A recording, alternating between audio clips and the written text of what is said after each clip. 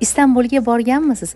Ismaloqli go'zlamadan yeb ko'rganmisiz? Bugun sizga ismaloqli hamda sirli go'zlama retsepti bilan keldim. Ikkisi ham bir-biridan tatli bo'ladi. Iftor dasturxoniga bugunoq tayyorlab ko'ring. Birinchi bo'lib ismaloqlarni yaxshilab yuvib olib, xamir qorishni boshlaymiz. Idishga sut quyamiz. Turmuk sutlari tabiiyligi hamda qulay qatog'i bilan menga juda ham yoqadi. Tuz, ichimlik sodasi, o'simlik yog'i solib aralashtirib, un solib, o'rtacha yumshoqlikda xamir qorib, xamirimizni tindirish uchun olib qo'yamiz. Mazali eriuvchan turmuk sirini qirg'ichdan chiqazib olamiz. Qurigan ismaloqni mayda qilib to'g'rab, sir, murch solib aralashtirib olamiz. Xamirimiz qancha ko'p tinsa, yoyilishi shunchalik oson bo'ladi. Tingan xamirimizdan zuvalalarni yasab, yoyib olamiz. Yupqa qilib yoyilgan xamirimiz ustiga eritilgan sariyog'dan surtamiz. Ismaloq hamda sirni yupqa qilib yoyib, ko'rsatilgandek qilib chetlarini bo'kib olamiz. O'rtacha qizigan tovada ikkala tarafini quruq tovada pishirishni boshlaymiz. Biroz qotirib olgach, yaxshilab sariyog' surtamiz. Ro'zadorlar ehtiyot bo'ling, shunaqa hidi dimoqni yoradi.